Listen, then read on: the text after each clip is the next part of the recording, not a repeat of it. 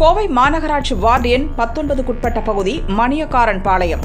இந்த பகுதியில் பராமரிப்பின்றி மயானம் ஒன்று உள்ளது. ஆரம்ப காலத்தில் மயானத்தை சுற்றி பூங்கா, மின் விளக்குகள், காத்திருக்கும் அறை, கழிவறை, எரியூட்டும் மேடை, நடைபாதை, சுற்றுச்சுவர் போன்றவைகள் ஏற்படுத்தப்பட்டிருந்தது. தற்போது எந்த பராமரிப்பும் இன்றி கேட்பாரற்று உள்ளது.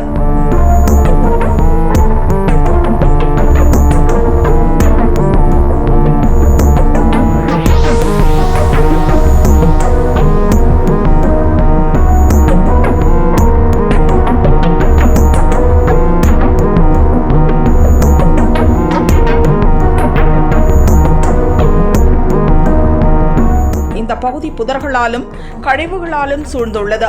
சமூக விரோதிகளின் கூடாரமாகவும் உள்ளது.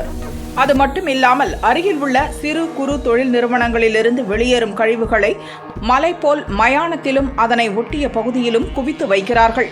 குப்பையை கொட்டி எரிக்கிறார்கள். தற்போது இங்கு இறந்தவர்களை அடக்கம் செய்வது சிக்கலாக உள்ளது. எனவே இந்த மயானத்தை நல்ல முறையில் பராமரிக்க வேண்டும் என்பதே இந்த பகுதி மக்களின் கோரிக்கையாக உள்ளது. இந்த பகுதியில் பார்த்திங்கன்னா மக்கள் வாழக்கூடிய பகுதியிலையும் அசுத்தமாக இருக்குது, இறந்து நிம்மதியாக கொண்டு வந்து புதைக்கக்கூடிய இடத்துலையும் இந்த மாதிரி அசுத்தமாக இருக்குது. பூரா இந்த தொழிற்சாலை கழிவுகளை கொண்டு வந்து கொட்டியிருக்கிறாங்க. சமூக விரோதிகளின் கூடாரமாக அங்கே வந்து தண்ணி அடிச்சுட்டு பாட்டிலு மற்ற இந்த பிளாஸ்டிக் பைகள்லாம் எவ்வளவு கிடக்குதுன்னு உங்களுக்கே தெரியும். முதல்ல இந்த சுடுகாட்டை வந்து பராமரிக்கிறதுக்குன்ட்டு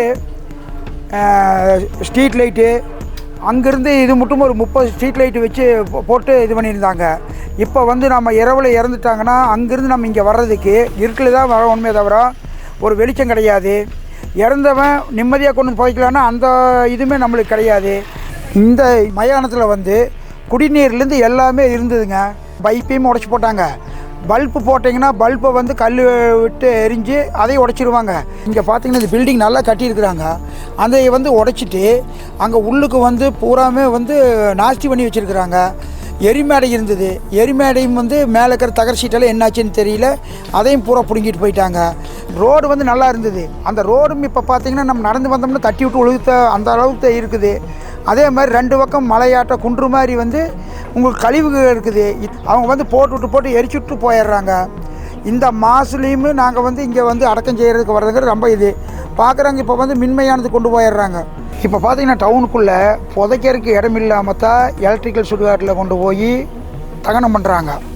நம்மளுக்கு இந்த ஒரு 4-5 ஊருக்கு ஒரு பெரிய கிரவுண்டாட்டாக வந்து ஒரு மயானம் இருக்கும் பொழுது நாம் இங்கே புதைக்காமல் நாம் எங்கே இந்த வசதி செஞ்சு கொடுத்தா இங்கே தானே போய்ப்போம். இந்த மயானத்தில் வந்து ஏழை வாழைகளை இறந்துட்டாங்கனாலுமே உங்களுக்கு வந்து காஸ்ட் வைஸாக பார்த்தீங்கன்னா ஒரு 3000 ரூபாய்க்குள்ளே தான் ஆகும். நீங்கள் வந்து அங்கே வந்து எலக்ட்ரிக்கல் சுடுகாட்டுக்கு கொண்டு போனீங்கன்னா 5000லேருந்து 20000 மட்டும் ஆகும். இது வந்து ஏழை வாழைகளெல்லாம் வந்து எங்கே 5000 ரூபாய்க்கு போவாங்க. அதையும் கொஞ்சம் நாம் சிந்திச்சு பார்க்கணுமில்ல. எங்கள் உறவினர் ஒருத்தர் இறந்துட்டார். அப்போ வந்து இங்கே வந்து குழி தோண்டோன்னு நினச்சிட்டு நாங்கள் வர்றப்போ அந்த பணியாளர் இல்லை. மிக சிரமப்பட்டோம். கடைசியில் ஜேசிபி இயந்திரத்தை வச்சு தான் அங்கே சுத்தம் பண்ணி நாங்கள் குழி தோண்டி புதைக்க வேண்டியதாகி போச்சு. இந்த மாதிரி அவலங்கள் எல்லாம் இருக்குங்காட்டிக்கு ஏன் நம்ம ஊரில் ஒரு சுடுகாடு இருக்கிறப்போ வெளியில் எது கொண்டு போகணும்? இது மாநகராட்சி அதிகாரிகளை நான் பல முறை மனு கொடுத்து மாநகராட்சி அதிகாரிகள் வந்து பார்வையிட்டு போய் உடனே நான் சரி செஞ்சு கொடுக்குறேன் அப்படின்னு சொன்னாங்க. இந்த காதில் வாங்கி அந்த காதில் விட்டுட்டு அவங்க போயிட்டாங்க. இங்கே வந்துங்க பணியாளரை போட்டு இங்கே பார்த்து முறையாக பராமரிக்கலாம். அது கிடையாது. ஒரு வாட்ச்மேனை போட்டால் நைட்டில் வந்து எந்த சமூக விரோதிகள் வர்றது தடுக்கலாம். நம்ம அந்த மயானத்துக்காக நம்ம இப்போ என்ன நடவடிக்கை எடுத்துருக்கோம் சார் பராமரிக்கிறதுக்காக? இல்லை நம்ம என்ன பண்ண போகிறோம்னு சொல்லுங்கள் சார். ப்ரொபோசல் கொடுத்துருக்கீங்க சார். நம்ம இது கேட்டிருக்காங்க. இப்போ வந்து எல்லா சுடுகாட்டுக்கும் வந்து மயானத்துக்காக கேட்டிருக்காங்க. நம்மளும் ஒரு 15 லட்சம் கொடுத்துருக்கேன் சார். கிளீனிங் பண்ணிவிட்டு நீட்டாக பெயிண்டிங். இல்லை சார், அதில் முக்கியம் என்னென்னா பக்கத்தில் இருக்கிற சிறு குறு நிறுவனங்கள் நடத்துகிறாங்க, சிறு குறு தொழில் செய்கிறாங்க பார்த்தீங்களா, அவங்க வந்து அவங்களோட கழிவுகள்லாம் அங்கே கொட்டி ஒரு மலை மாதிரி குமிச்சு வச்சுருக்காங்க. அதுவும் சார் அது எஸ்ஐட்டு சொல்லியிருக்கீங்க சார். ஆல்ரெடி எனக்கு பார்த்துட்டு அந்த இதுக்கு அவங்களை ஃபைன் போட சொல்லியிருக்கோம் சார். நாங்கள் பெயிண்டிங் எல்லாம் ரிப்பேர் எல்லாம் மெயின்டெனன்ஸ் பண்ணுறதுக்கு கொடுத்துருக்கோம். அதுக்கு முன்னாடி எல்லாம் கிளீனிங்க்கெல்லாம் எஸ்ஐ வச்சு ஜேசிபி வச்சு உள்ள இருக்க முள்ளெல்லாம் க்ளீன் பண்ணி அந்த பழைய மெட்டீரியல் எடுக்கிறதுக்கு ஏற்பாடு பண்ணியிருக்கேன் சார், சொல்லியிருக்கோம். முதல்ல இந்த மயானம் எப்படி இருந்ததோ அதே மாதிரி மரம் செடியெல்லாம் வச்சு பூங்காவாட்டா பண்ணி மக்கள்கிட்ட கொடுக்கணுன்னு தான் எங்களுடைய கோரிக்கை.